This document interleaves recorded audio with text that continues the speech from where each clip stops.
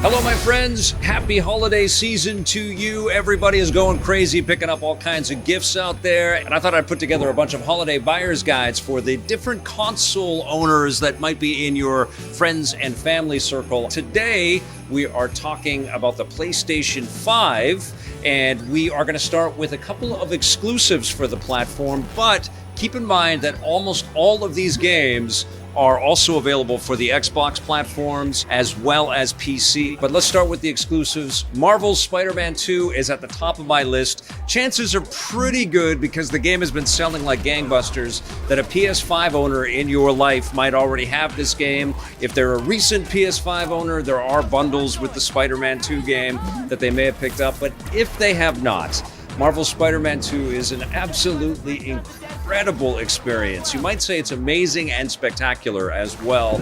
It is so cool to be able to play as both Peter Parker and Miles Morales. You are swinging through individual stories for each of these characters, but of course there's lots of intersection. There are lots of great elements of real peril and danger for these characters, but also a real sense of heart and respect for each other, as well as all of the ancillary characters that pop up through this increasingly populated universe that Insomniac Games is building here. This was such a treat to play. I loved reviewing this game with my pal Johnny Millennium, and I absolutely encourage you and your friends and family, if you haven't already, to check Spider-Man 2 out. And if you also haven't checked out the original Spider-Man, which came out for the PlayStation 4 and then was upgraded to PS5, check that out, and also check out the Miles Morales game. They are some of the most accessible and joy-filled experiences I have ever encountered in my many years of reviewing games. And I've just been blown away by what Insomniac Games has provided. So Marvel's Spider-Man 2 is at the very top of my list. Also, right near the top is Square Enix's phenomenal Final Fantasy XVI. This is about the adventures of Clive, this magic-wielding, incredibly buff and capable powerhouse of a character, and all of the different monsters that he has to encounter, these giant kaiju-type beasts that you get to battle as and against, and it is just filled with all kinds of bananas, over-the-top experiences, but it's beautifully crafted, wonderful storytelling in here, gorgeous, lush music. It's very easy to play. Out of all of the Final Fantasy games, I think this might be the most accessible, but it's also a little bit controversial because it really leans into hack and slash style gameplay. It feels like this interesting hybrid between a classic Devil May Cry experience and a classic Final Fantasy game, but it is magnificent. It is a really, really special single-player treat, and this is definitely one to stake out if you've got an RPG fan that also owns a PlayStation 5 in your life. Another exquisite RPG that's available for the PlayStation 5, soon the Xbox, and also the PC is Baldur's Gate 3. This was a game that Larian, the developers, worked on for many, many years. It was in early access, and it was tuned and tweaked, and the community got involved, and it is launched in its final form in this just wonderful state. It is so rich with interesting characters, a beautiful gameplay dynamic that is true to its Dungeons and Dragons roots. There's a lot of complexity. You don't have to battle everybody that you meet up with in this expansive world that you get to explore. There's lots of interesting intricacies in your relationships with these different characters. All of the cut sequences are beautifully performed. Again, the music is sensational in this title. It is absolutely one of the very best games of 2023. And if you've got an RPG playing PS5 owner in your life, you should be zeroed in on Baldur's Gate 3. Next up on my list is Capcom's truly magnificent Resident Evil 4 remake, which came out earlier this year, and there's been some new DLC that's been added to the collection as well. But Resident Evil 4 was a game that I didn't think really needed a remake, because it's still fun to play the original, but RE4 on PS5, and it's also on Xbox and PC, is just so fun to jump into. It's so buttery smooth on the thumbsticks. It might not be the most terrifying of the Resident Evil games, because some of the action sequences get a little campy and over the top, but it's so damn fun to play. It's just so enjoyable. Great performances by the voice cast, lots of great new quality of life additions, obviously, to make this seamless and just flow from one sequence to the next. It's impossible to put the controller down and not keep playing this beautifully crafted experience. Again, it's one of the best of the year. It's a little bit weird that we're talking about remakes as the best of 2023, but this absolutely qualifies. It's also the definitive version now of Resident Evil 4. After playing this new remake, it really doesn't make a lot of sense for me to jump back into the classic, and that's just a testament to how good this is. This is one of the best action-adventure horror experiences ever made. And if we're talking about best in class, I think Street Fighter 6 is a best-in-class fighting game that went way beyond what the series really needed to do. The fact that they added in this single-player story component that lets you kind of explore the streets of Street Fighter and get into all kinds of combat with all the different people that are just walking around and doing their business is so zany and over the top. Everybody's trying to prove how strong they are in these different environments that are populated by lots of other Street Fighter characters and lots of allusions and connections to other Capcom hits and stuff. Really cool. The whole online hub system that they have is incredible in this game as well, where you can walk up to old classic arcade games like this and start playing. And of course, just the core arcadey fun of fighting with all of these awesome Street Fighter characters. So addictive, so beautiful. It runs wonderfully on the PlayStation 5, but of course it's also available for the Xbox and PC. It's a great Steam Deck game, as a matter of fact. But Street Fighter 6 is one of the best of 2023 for sure. And if you have any fighting game fans that you're shopping for, this one should definitely be on your list. And you know what? I'm going to throw that same sentiment towards Mortal Kombat 1. NetherRealm Studios again went above and beyond with a very compelling story that gets quite wacky. It's a bit of like scrubbing the board and starting over. Liu Kang is trying to kind of bring peace to the universe of Mortal Kombat, but of course that can't happen. The game is called Mortal Kombat. And so lots of over-the-top fights, lots of spines being ripped out. This one's definitely not for kids, never has been.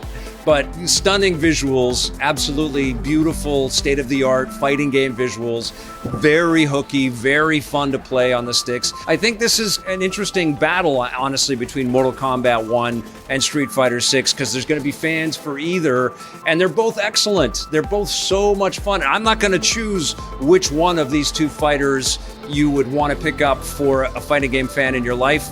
I'm going to leave that to you, but I'll tell you this, you can't go wrong with either Street Fighter 6 or Mortal Kombat 1. Both sensational and both filled with tons of replayability, lots of value, great multiplayer action, and honestly, just fun on your own, which is not always the case for fighting games. And again, Mortal Kombat 1 is available for Xbox and PC, and it plays great on the Steam Deck too. Now switching over to role-playing games again, Diablo 4 came out this year with much fanfare. There has been a little bit of controversy about it. There have been some decisions which maybe aren't the best for the gameplay, the minute-to-minute gameplay, because it's an always online experience now, which means if you don't have an internet connection, you can't log in and play this exceptional game. But that's the truth. This is so much fun to play. There's so much detail in the environments and the storytelling. All of the voiceover work in this game is just wonderful. The music is incredible as well. You really get sucked into the lore. It's just a little bit weird to see all kinds of different people walking around and racing around on their horses and stuff. But there's lots to collect, lots to see. It's so addictive. I've just absolutely adored my experience with Diablo 4. I do wish that I could just take this offline and play it on my Steam Deck, because this is also available on PC and Xbox.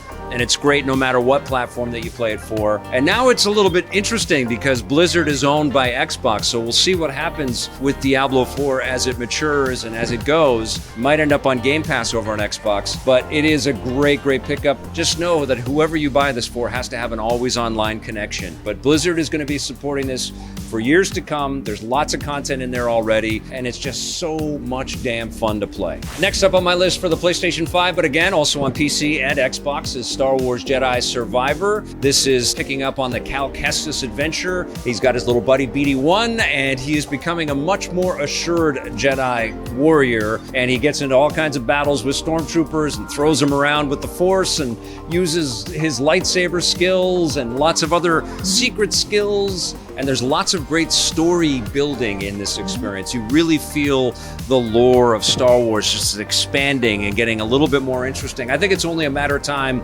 before we see some kind of live action Cal Kestis adventure on Disney Plus or in the movie theaters or whatever. But until then, it's amazing to be able to jump into Jedi Fallen Order, which was the prequel to this, and Survivor. They're both sensational games. Respawn is really connected to that sort of God of War style gameplay. You're powerful with all kinds of force powers at your disposal. But with this one, I think there was a deeper kind of move towards a Zelda type of experience. There's a Metroid/Zelda kind of vibe with the gameplay of Jedi Survivor. I cannot wait to see where this series takes us to next, but Respawn has been killing it in Star Wars. Next up on my list is a true survival horror game. It's Alan Wake 2, and man, this is creepy as heck.